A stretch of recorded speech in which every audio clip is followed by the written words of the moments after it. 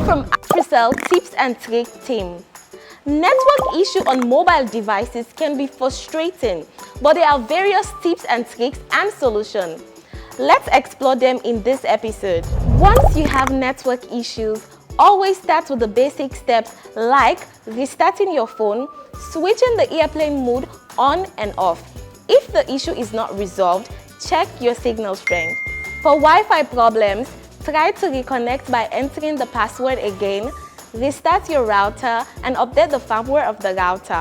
For mobile data issue, try to check if you reach the data limit.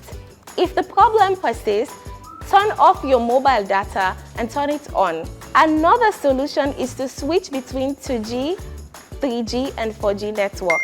Resetting network settings can resolve many issues, as well as running your device in safe mode. Always keep your device software updated for bug fix and improvement. By following these tips and tricks, you can effectively troubleshoot and resolve network issues on your mobile devices. Catch you in the next episode.